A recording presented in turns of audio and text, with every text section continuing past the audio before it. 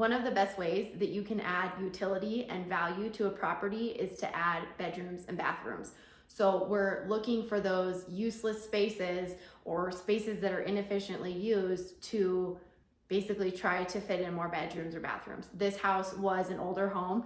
It was built in 1921, I believe, and it had 2 bedrooms and 1 bathroom. And I wanted to find a way to make it a 3-2 or at least a 3 1 3/4, meaning it had a shower. So what we did was, this actually was a hallway. It was a useless hallway right here. And right here, there was a closet that went really far down, and then a skinny little area into a long, skinny bathroom that half of it was taken up by a closet. And then at the end, there was only a bathtub.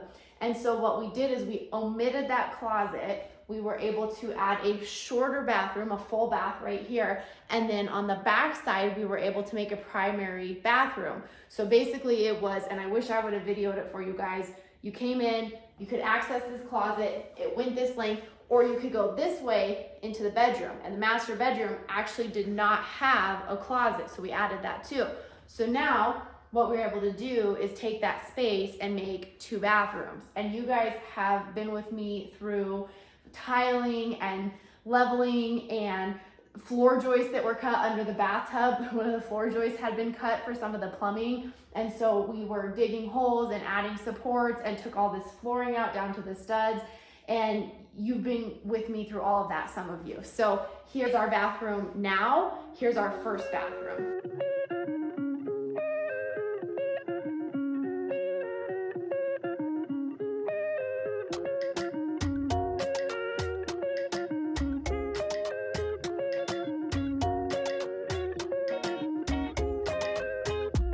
One of the ways that we were able to save space was by using pocket doors, because they don't have to open into the bathroom to take up bathroom space. They also don't have to open up into the walkway or the living room to take up that space. So we actually used a pocket door in this bathroom, and we used a modern barn door into the master bathroom. Now this house does not have a lot of square footage. So we were taking the absolute minimum footprint that we could to add a primary private bathroom. And so we didn't want to have a tiny main bathroom, so we knew you're getting the luxury of having a primary bathroom, but we're not sacrificing the space of the main bathroom. So there were a couple things we had to work on. A lot of you asked me what goes into the planning process, how do I plan a layout in a weird space, and we really had to get creative with this one. Now normally you would not want to have it, if this is the door, and I have the toilet right here, you normally don't want to look in and see a toilet, but the way that the floor joists were going, we could not put the toilet here and the vanity here without moving some pretty big structural items. So we did sacrifice and put the toilet here and the vanity over here to the side. That's normally not a design choice you would make, but it was a sacrifice we were willing to make in this case. We went with frosted glass. We replaced all the windows in this house in the bathroom. We did the frosted glass so you don't have to have a window treatment, but you still get that nice light in through the window.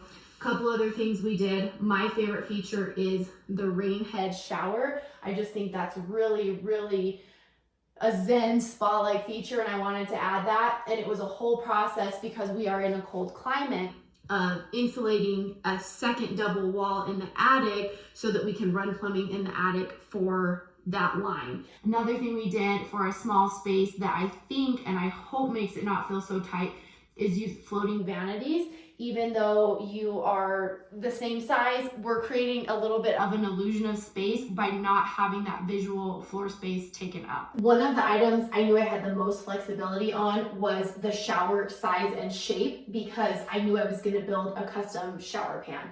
So we went back and forth on, normally in a small space like this, you would do a neo-angle shower. You see that most commonly. That's one of the ones where it goes like this, and instead of having this corner right here, it would cut like this.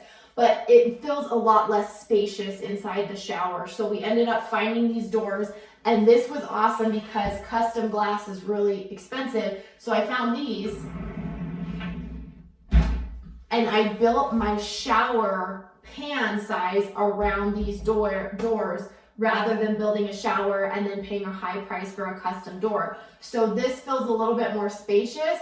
And then we don't have to worry about the door swing. When you have a shower with a door, code requires that that door opens out. It can open out and in, which again is more expensive. It can't only open in because if someone falls in the shower, emergency responders would be able to need to open that door and get to them and take care of their safety or whatever their medical need was. So you think about this small space and then having a door opening outward, that really would sacrifice into the space of the room out here. So these sliding doors really were the best solution for this small space. So a lot of planning and careful attention went into the decisions when we made this space. Even something as simple as you barely notice it, but you have a wall difference right here.